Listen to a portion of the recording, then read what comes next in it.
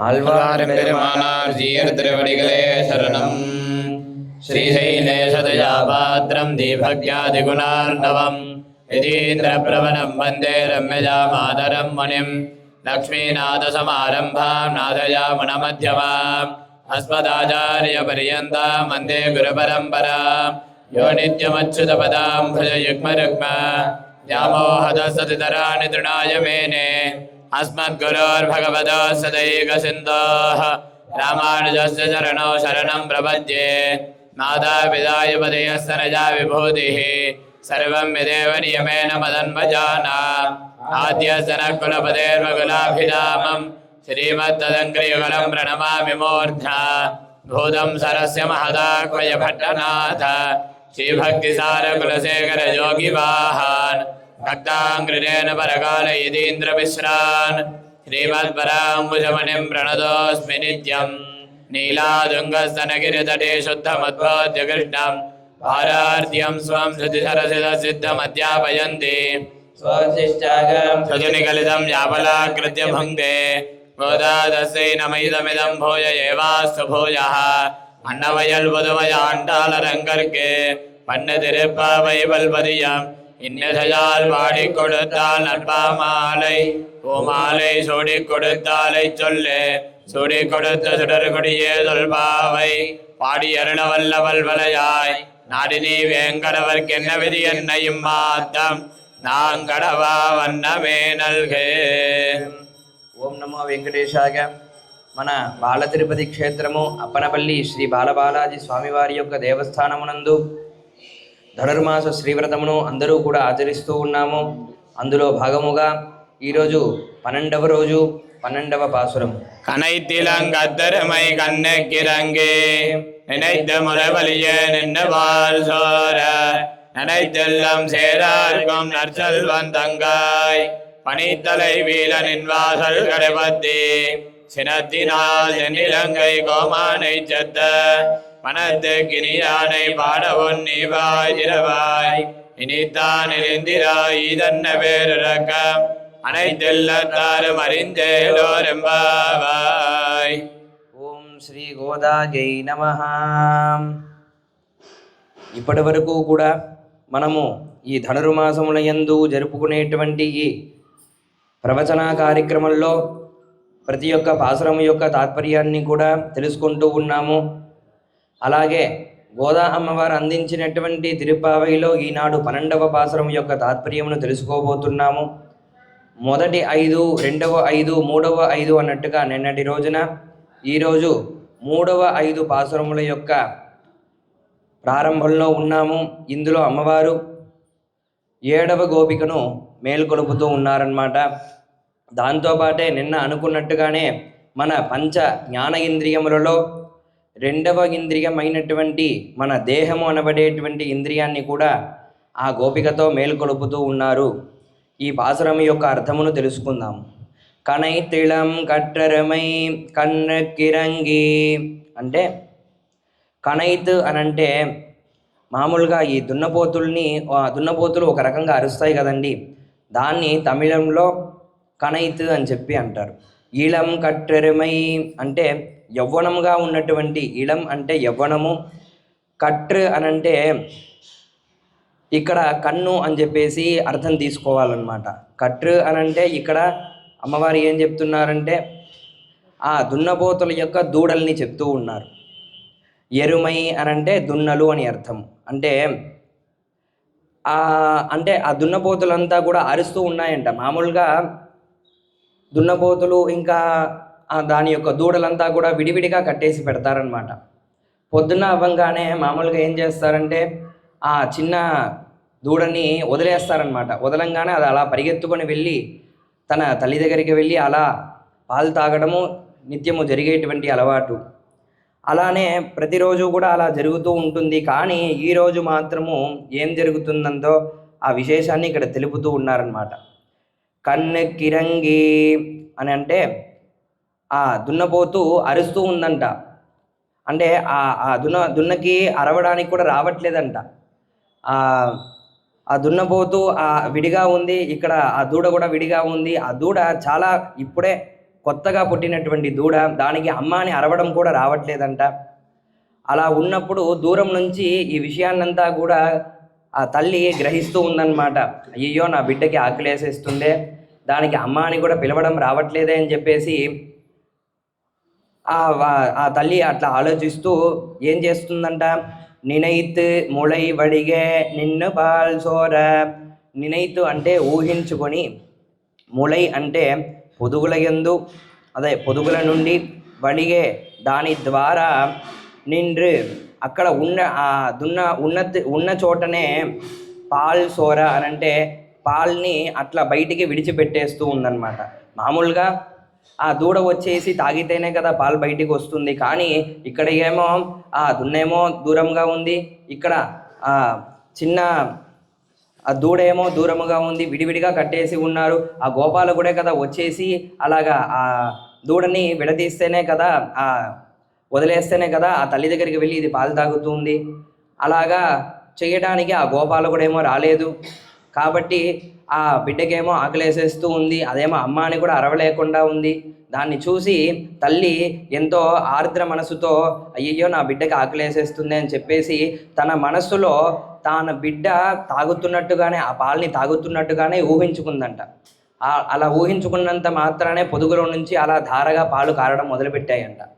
అలా కారేటువంటి పాలు ధారగా అలా కారుతూ అలాగా బాగా కారి ఫుల్ ఆ స్థలమంతా కూడా పాలైపోయి అక్కడ ఉండేటువంటి మట్టి అంతా కూడా బురద అయిపోయిందంట. అలా ఆ పాలు అట్లాగా ధారగా పడి ఆ దూడ దగ్గరికి వెళ్ళి చేరుకున్న తర్వాత ఆ దూడ మెల్లిగా ఆ పాలని తాగడం మొదలుపెట్టిందంట.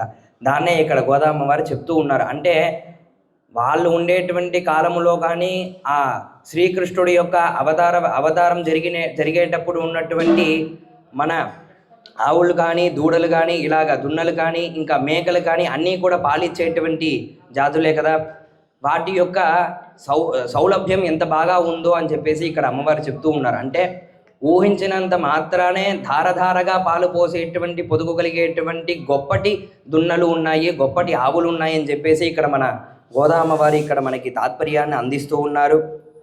అలాగే ననైతిల్లం సేరారుకు నచ్చల్వంతంగాయ్ అంటే పూర్తిగా నేల అంతా కూడా పాలతో తడిచిపోయి పూర్తిగా బురద అయిపోయిందంట. అలా తడిచేటువంటి ఆ పాలు అట్లాగా పూర్తిగా తడిచి ఇప్పుడు మామూలుగా మనము ఇంటి దగ్గర అట్లా ఇల్లు కడుక్కోవడానికి నీళ్ళు పోస్తేనే అది అలా తడిచి బయటికి పెద్దగా వెళ్ళిపోతుంది కదండి. అలానే ఇక్కడ ఈ దున్నలంతా కూడా ఇట్లా ఊహించుకొని అట్లా పాలని ధారగా పోసేటప్పుడు అట్లాగా పాల యొక్క ప్రవాహం పెద్దగా వచ్చేసి ఇంటి బయటికి అంతా కూడా బురదగా వచ్చేసి అలాగా అట్లా ధార అట్లా ఇంకా వెళ్తూ ఉందంట పొడుగ్గా. అలా వెళ్ళి అక్కడ ఉండేటువంటి పంటల దగ్గర కూడా నీటితో పాటు కలిసేసి వెళ్ళిపోయాయంట. అప్పుడు మామూలుగా నీటితో ఆ పంటలు పండిస్తేనే చాలా బాగా అద్భుతంగా వస్తాయి. ఇక్కడ ఈ దున్నల యొక్క పాలు కూడా ఆ నీటి యందు కలిసి దాని యొక్క సారాంశము కూడా ఆ పంటలలో దిగి వచ్చేటువంటి పంట చాలా సమృద్ధిగా వచ్చిందంట. దాన్నే ఇక్కడ చెప్తూ ఉన్నారు. ననైత్ ఇల్లం సేరార్కు నచ్చల్వంతంగాయ్ అంటే ఇక్కడ ఇవన్నీ చూసుకోవాల్సినటువంటి గోపాలకుడు నచ్చల్వన్ అని పేరు ఆయనకి. ఆయన యొక్క చెల్లిలారా అని చెప్పేసి ఈ 7వ గోపికను సంబోధిస్తూ ఉన్నారనమాట. అంటే నీ ఇంటి దగ్గరికి చేరేమో చూస్తే అంతా కూడా బురదగా ఉంది, ఏంటిది అని అంటే ఇదంతా పాలుతో కలిసినటువంటి బురద అని చెప్పేసి అమ్మవారు గుర్తించి ఇలా చెప్తూ ఉన్నారు. తర్వాత పని తలై వీళ నిన్వాసర్ కడై పట్రి. పని అంటే మంచు, తలై అంటే మన తలయందు, వీళ అనంటే పడుతున్నటువంటి, నిన్వాసల్ అనంటే నీ యొక్క ఇంటి వద్దకు, కడై పట్రి అంటే అక్కడ మామూలుగా ధనుర్మాసంలో మంచు కురవడం అనేది సాధారణమైన విషయము. ఆ రోజు ఎలాగుందంట, చాలా మంచు చాలా ఎక్కువగా ఉందంట. గోపికలందరూ కూడా కలిసి వచ్చారు. ఇంకా గోదామ్మ వారు కూడా వచ్చేసి 7వ గోపిక ఇంటి దగ్గరికి వచ్చేసి మేల్కొల్పడానికి వచ్చి అలా ఇంటి బయటికి నిలబడ్డారంట. నిలబడినప్పుడు చూస్తేనేమో కిందేమో బరద, చుట్టూ ఏమో చలి, పైన నుంచేమో మంచు, అట్లాగా మంచు కురిసి తల మీదంతా మంచు పడుతూ ఉందంట. ఇంకా మామూలుగా మన ఇంటి బయట అట్లా నిలబడడానికి ఇలాగ మంచులో నుంచి మన ఇది రక్షించుకోవడానికి, అలాగా ఎండలో నుంచి రక్షించుకోవడానికి పాతకాలంలో వస్త్రముతో ఒక చిన్న షెడ్ లాంటిది వేసేవాళ్ళు. అంటే ఒక కర్రని అడ్డగా పెట్టుకొని ఒక పెద్ద అట్లా వస్త్రాన్ని అట్లా వేసేసి, తమిళ్లో పందల్ అని చెప్పేసి అంటారు, అలాగే ఏర్పాటు చేసేవాళ్ళు అనమాట. ఈ చలికాలంలో కూడా ఈ 7వ గోపిక ఇంటి ముందర అలానే ఏర్పాటు చేశారంట. ఇంత మంచులో కూడా నిన్ను లేపడానికి ఇంత మంచునంతా కూడా మా తల మీద పడించుకొని మీ ఇంటి దగ్గరికి వచ్చాము ఓ గోపిక లేవు అని చెప్పేసి ఇక్కడ సంబోధిస్తూ ఉన్నారు. తర్వాత ఏం చెప్తున్నారంటే సినత్తినాల్ తెన్ ఇలంగై కోమానై చెత్త అని చెప్తున్నారు. సినత్తినాల్ అంటే కోపముతో, తెన్ ఇలంగై అని అంటే అందమైనటువంటి లంకని అధిపతిగా ఉన్నటువంటి, కోమానై అంటే అధిపతి, అటువంటి లంకాధిపతిని శత్ర అనంటే సంహరించినటువంటి, అంతము చేసినటువంటి అని అర్థము. అటువంటి లంకాధిపతిని అంతము చేసినటువంటి మనత్ కినిగానై అని చెప్పేసి ఇక్కడ సంబోధిస్తూ ఉన్నారు. అంటే మనసుకి రమించేటువంటి స్వరూపము కలవాడు అని అర్థము. మామూలుగా ఇక్కడ అమ్మవారు నిన్నటి రోజున ఎలా కీర్తించారు? పుణ్యవనై అని చెప్పేసి కీర్తించారు. అంటే పుణ్యాత్ముడు అని అర్థము. పుణ్యాత్ముడు అంటే పుణ్యము చేసేవాడు. నేను అనుకున్నాము ధర్మము చేసేవాడే అటువంటి పేరుకు అర్హుడు, రామో విగ్రహవాన్ ధర్మ అని అనుకున్నాము. ఈరోజు కూడా అమ్మవారు అలానే చెప్తున్నారనమాట. మనసుకి రమించేటువంటి స్వరూపము కలవాడు అంటే సాక్షాత్ రామ శబ్దానికి సేమ్ యాజ్ ఇట్ ఈస్ ఉన్నటువంటి ఆ పదప్రయోగాన్ని ఇక్కడ తమిళ్లో అమ్మవారు ఉపయోగించారనమాట.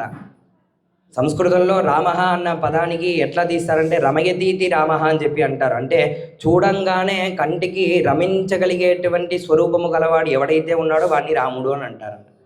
అలానే ఇక్కడ మనత్తుకి ఇనియారని చెప్పేసి దానికి సమానమైనటువంటి తమిళ పదంతో ఇక్కడ అమ్మవారు కీర్తిస్తూ ఉన్నారు రాముణ్ణి.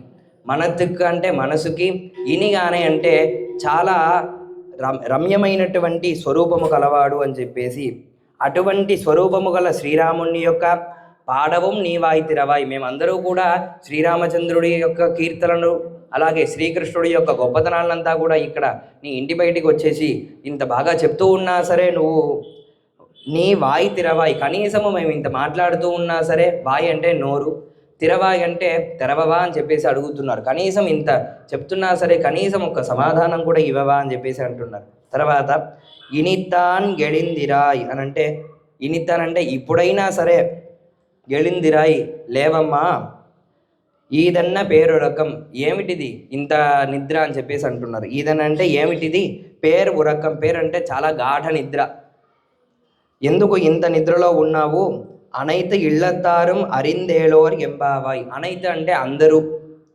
ఇళ్ళతారం అంటే చుట్టూ ఇంట్లో ఉన్న వాళ్ళు అనమాట, అంటే పక్కన ఇంట్లో నివసించేటువంటి వాళ్ళు. అరింద్ అని అంటే మేము నిన్ను మేల్కొల్పడానికి వచ్చామని చెప్పేసి ఈ చుట్టుపక్కల ఉన్న వాళ్ళందరికీ కూడా తెలిసిపోయిందమ్మా, నువ్వు ఇక్కడ లేవు అని చెప్పేసి అంటూ ఉన్నారు. అలాగ చెప్పి మేల్కొలుపుతూ ఉన్నారు. ఇక్కడ ఈ పాసురముల యొక్క విశేషం ఏమిటిదనంటే, రామశబ్దానికి సరైనటువంటి తమిళ్ పదము మన గోదామవారు అందించారు, మనత్ కినియాన్ అని చెప్పేసి. రెండవది లక్ష్మణుడి యొక్క సమానమైన పదం నర్చెల్వన్ అని చెప్పేసి అందించారు. అంటే ఈ గోపిక యొక్క అన్నగారుగా కీర్తించబడేటువంటి నర్చెల్వన్ అనేటువంటి ఆయన ఎటువంటి లక్షణం కలిగిన వాడంట, లక్ష్మణుడితో సమానుడంట. లక్ష్మణుడు అంటే అర్థం ఏమిటిదంటే లక్ష్మీ సంపన్న అని అర్థం. లక్ష్మి అని అంటే కేవలం ధనం మాత్రము కాదు, భగవంతుడి యొక్క కైంకర్యమే పెద్ద సంపదగా కలిగి ఉన్నటువంటి వాడు లక్ష్మణుడు. అటువంటి పోలికలతో ఉన్నటువంటి గొప్ప వ్యక్తి యొక్క చెల్లిలారా అని చెప్పేసి ఇక్కడ సంబోధిస్తూ ఉన్నారు. అందుకని చెప్పేసి లక్ష్మణుడికి సమానమైన పదమైనటువంటి నర్చెల్వన్ అనేటువంటి పదాన్ని మన అందరికీ కూడా అందించారు అమ్మవారు. అలాగే మనము ఈ 5 రోజులలో అనుకున్నట్టుగా నిన్న చూసాము. నిన్నటి రోజున మనకి శ్రోత్రేంద్రియము గురించి, అంటే మన చెవులు ఎంత అజ్ఞానంలో ఉన్నాయి, ఆ చెవుల్ని మనము ఎలాగ మేల్కొలిపి భగవన్నామ సంకీర్తనంతా కూడా ఎలా వినాలి, భగవత్ కథలంతా కూడా ఎలాగ వినాలని చెప్పేసి అమ్మవారు మేల్కొలిపారనమాట. అలాగే ఈరోజు నచ్చల్వన్ తంగాయ్ అని చెప్పేసి, తంగాయన్ అంటే చెల్లి అని చెప్పేసి స్వరూపాన్నంతా కూడా ఇక్కడ అమ్మవారు చెప్తూ ఉన్నారనమాట. అంటే మన దేహం మొత్తాన్ని చెప్తూ ఉన్నారు. ఈ దేహముతో మనం భగవత్ కైంకర్యం సాక్షాత్ ఎప్పుడూ కూడా చెయ్యాలి. అవి కాకుండా మనం అన్ని పనులలో కూడా వెళ్ళిపోతూ ఉన్నాము. ఇలా చేయడం కాకోకుండా నిత్యము కూడా గుడికి వెళ్ళేసి మన వల్ల అయినటువంటి కైంకర్యం, కిం కరోతి ఇది కైంకర్య అని చెప్పేసి అర్థం. కిం కరోతి అంటే సంస్కృతంలో ఏం చెయ్యాలి అని చెప్పేసి.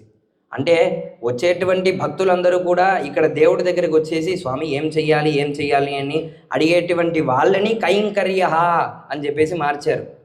అంటే మనం తెలుగులో అంటూ ఉంటారు, ఈయన ఎప్పుడు చూసినా ఏమిటండి ఏం చేయాలని అడుగుతూ ఉండారండి అని చెప్పేసి అంటూ ఉంటాం కదా.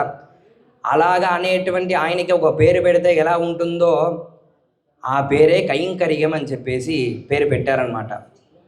అటువంటి మన శరీరముతో చెయ్యగలిగేటువంటి ప్రతి ఒక్క కైంకర్యము కూడా భగవంతుడు కొరకై ఉండాలి, కానీ బయట విషయాల గురించి ఉండకూడదు అని చెప్పేసి ఇక్కడ 7వ గోపికతో పాటు మన శరీరములో ఉన్నటువంటి అజ్ఞానాన్ని కూడా మేలుకొలిపి మన శరీరముతో భగవంతునికి మాత్రమే కైంకర్యము చేసి చివరున వైకుంఠ ప్రాప్తి పొంది శ్రీకృష్ణ యొక్క లీలామృతాన్ని అనుభవించాలని చెప్పేసి మనకి గోదామ్మవారు ఈ పాసురముల యందు అందించారన్నమాట. శ్రీమత్యై విష్ణుచిత్తార్య మనోనందన హేతవే నందనందన సుందర జై గోదాయై నిత్యమంగళం. శ్రీకాంతాయ కళ్యాణ నిధయేర్థినా శ్రీ వెంకట నివాసాయ శ్రీనివాసాయ మంగళం.